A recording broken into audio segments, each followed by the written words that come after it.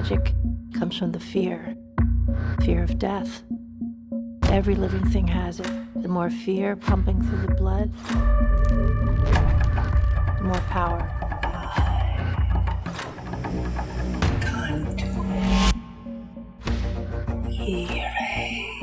Made a worm. Are your friends okay? You've opened a door that, once it's open, it can be hard shut. I shouldn't have kept this from you. It was a mistake.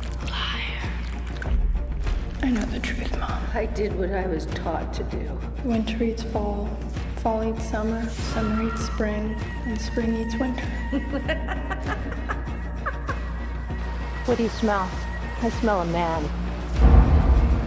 You know why we're called Hellbenders? Because we're feared. Have you been in my dreams? If you break my heart, I'll devour you. If they want to believe in hell so badly, I'll give them hell. I just want us to be people. It's not a gift, Izzy. Then why was it given? I'm not afraid of you, Izzy. You will be.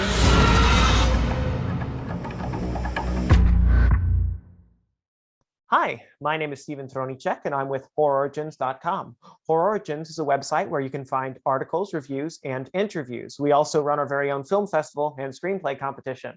Today, I'm talking with John Adams, Toby Poser, Zelda Adams, or as they are known for their blisteringly inventive low-budget horror and thriller films, the Addams Family. Thank you for being here. Thanks so much for having us, Steven. Thank you. Yeah, of course. So jumping right in, I wanted to ask about where a film like this starts, because like I make some films or so, but my family isn't encouraging me to make like gory witchcraft movies or so. Well, we have been making movies for a while now, and we ventured into the horror genre 2 movies ago, and we just love it. But this movie in particular, there were a couple of things that went into it. I mean, I would let Toby talk about it a little bit more, but I mean, do you want to say what kind of happened, Toby? Sure. So one of the 2 things that really were the impetus for making the feature Hellbender was my mother was dying, and right before she passed away, she shared with me that my paternity was not as I had thought for 50 years. Essentially, I learned that I was donor conceived in the late 60s. And so suddenly I'm like, well, who was my biological dad? And that really is great fodder for, it's just story gold, because you start thinking maybe he was a serial killer, maybe he was some weirdo, maybe he was the devil. So we kind of thought for a while we'd make a movie about Zelda's discovering she was the daughter of the devil. And then we realized we're not ready to tackle that. So it kind of turned into, what if my mother was a hellbender? And, oh, I'm a hellbender too. Wow. So then we kind of developed our own mythological creature from there. Wonderful, And the music video, our band was the other side of that. Right. But another really funny thing that's just built into Hellbender is the fact that when Toby discovered this, she had to ask herself a lot of questions. She had to ask herself about all the conversations she had with her parents, all the memories that she's had with her parents. She had to ask herself, am I who I am because of my DNA or because of the way my parents raised me? Suddenly all these super complex questions came into play, and they're just, all those questions are hashed out in Hellbender. So it was a great, probably catharsis for especially Toby. Yeah, there's just a very deep well of those questions, exactly what you're saying. So you're all credited as directors on the film and writers. And, it interests me, the set dynamics, honestly, because, I've worked on sets wherever the directors are really, aggressive, and worked on sets where they're very collaborative. And it's like, how do you guys kind of get along on set and find those performances? Well, I think that we're hugely collaborative. We go into a scene kind of with a rough idea of what we want to happen, and we talk about it a lot beforehand while we're eating breakfast or on the drive to go shoot the scene. And then when we're there, Whoever's not acting in front of the camera, since we act as well, is the one behind it, controlling it, and also looking through the screen, giving advice on what to do. But yeah, I think that it's just a lot of like talking among one another about what we think is best. And if we ever kind of have different visions about what we want to happen in a scene, we will shoot it 3 different ways and then go home, put it into the computer and see how it looks on the computer and which way turned out best. The editing process never lies. So from beginning to end, we're all just talking about it and collaborating. Excellent, excellent. That actually extends to the third question I had, which is how, you get that interesting adage of films being written for the 3rd time in the edit. And John, you're named as the editor on the film. I just wanted to ask about how that collaboration extends into the full editing process. Yeah, the way it works is we'll shoot a scene. We like natural light, so most of our stuff is shot in daylight. We like flat light. So we shoot a scene, we go home. While we're eating dinner, I'll start throwing all the footage up and I'll start quickly zipping through it to see like whether we have what we need. And you can usually tell that night whether you have all the pieces. If we don't have the pieces, we go back and grab them again. But ultimately what happens is I edit the scenes, like Zelda said, the footage really doesn't seem to lie too much. It's usually pretty obvious which ones, and like, you find your tone and each clip just says, I'm the winner, and you put them there and, you try to keep everything as short and quick as possible. And so when I'm about 80% done, I color correct it as I edit. I try to fix up the sound, and I'll show it to the girls and say, okay, what do you think? And generally, they're very good at trimming it up, finding out what I've missed. Sometimes I'll miss something pretty important, especially Toby will be like, there is something in that scene that we said that you've cut out. And I'll be like, yeah, because I don't know. I don't really understand it. And she'll explain it and we'll go back and we'll put it in. So even the editing process is very, very collaborative because everybody's opinions. Zelda a lot of the time will criticize, and this is good, maybe like the quality of how I've edited it or the quality of some things. Like she's very good at that. Like she does not let bullshit fly. And and that's pretty good because we don't need that to fly. No, I mean, it's a lot of times it's because John is spending like hours and hours and days looking at a scene, and then you see it so much that sometimes like your brain cannot like see one little second of something that maybe doesn't make sense. So that's why it's great having Toby and me kind of coming and looking over his shoulder to say, oh hey, like this might be something that you haven't seen or noticed. Yeah, an example is that we're making a movie right now called When the Devil Roams, and we shot by a river.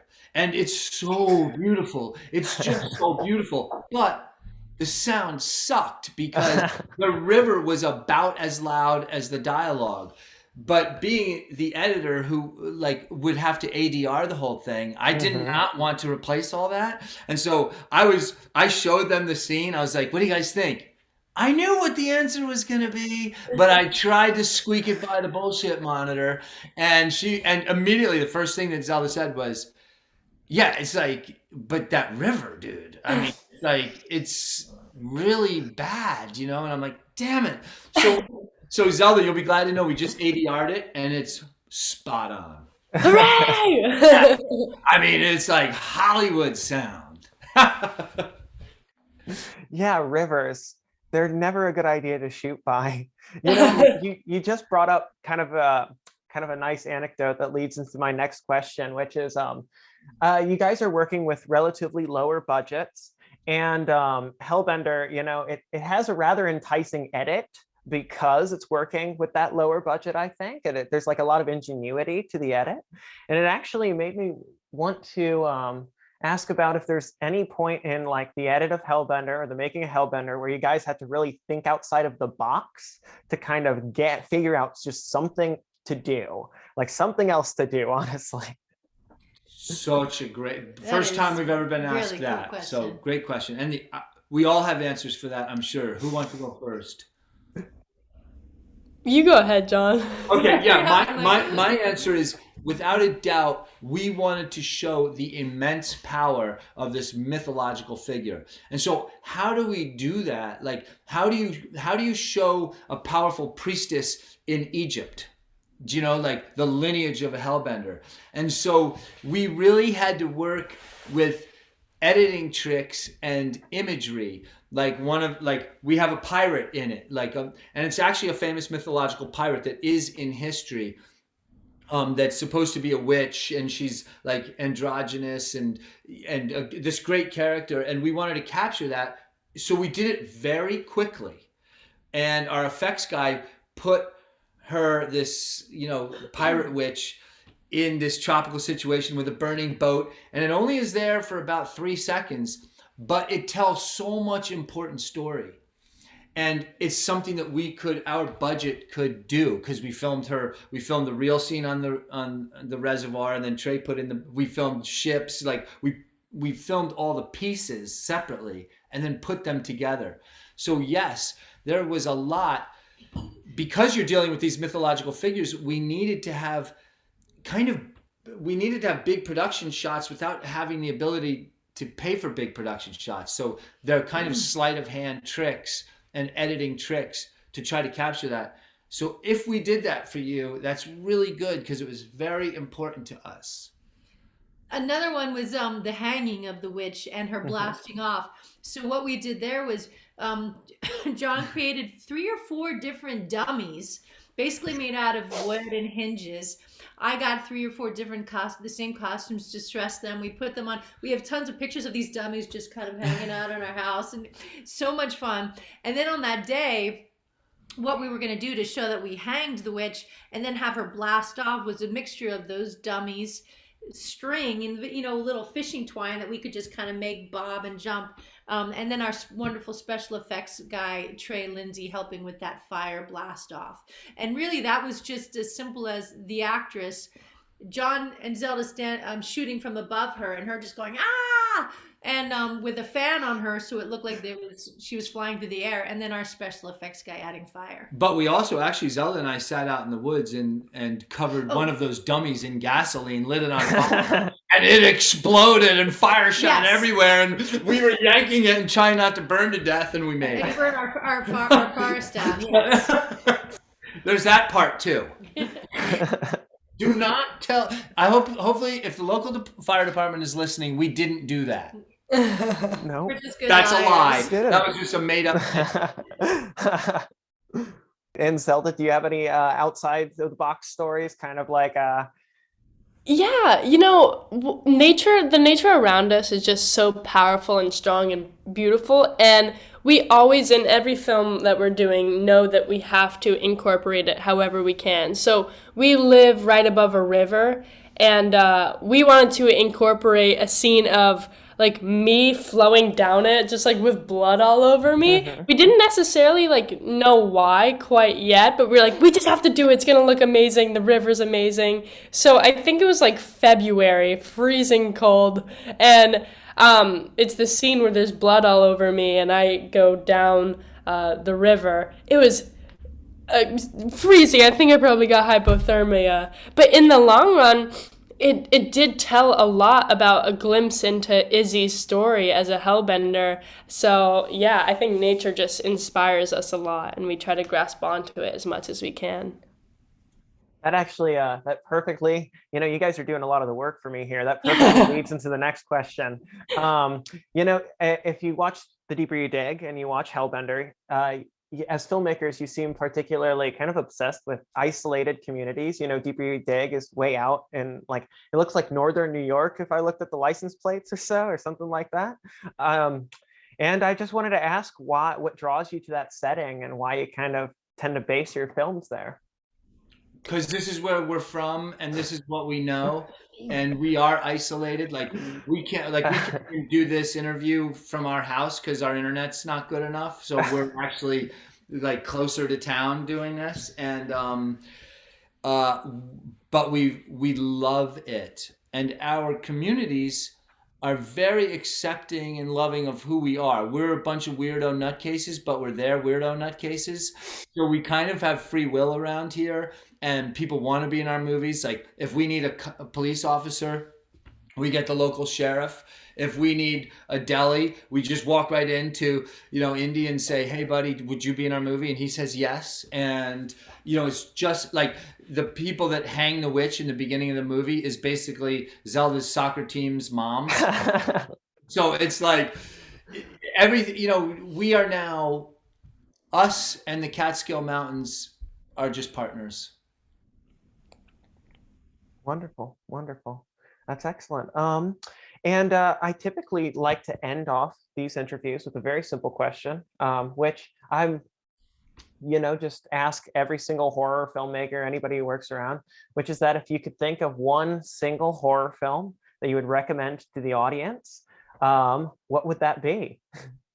The Descent. It's so Nice. good, so claustrophobic, great storylines and relationships, and I think that you will love it. It is wonderful. Yeah. I'm gonna go with something different because I always say the same thing, which I'm tempted to say, but I'm not gonna say it. So I'm gonna say, "Let the Right One In." Is Yes. a movie I adore. I'm gonna go today. Every day's different, but today I'm gonna go with Relic. Relic had some exceptional horror in it, and so I'm gonna go with Relic.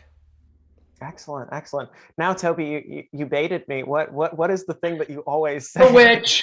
I'm obsessed Oh, with okay. it. we can do that. The Witch. Which is just marvelous. Yeah, absolutely, absolutely. Well, all right, that wraps up my questions. But thank you guys so much for being here. I really, really enjoyed talking to you all. Yeah, absolutely. And just reminding everybody, I'm Steven Stronichek from HorrOrigins.com. HorrOrigins is a website where you can find articles, interviews, and reviews. And we also have our own film festival and screenplay competition. I've been talking with John Adams, Toby Poser, and Zelda Adams. Thank you very much, guys. Thank you so much. Of course.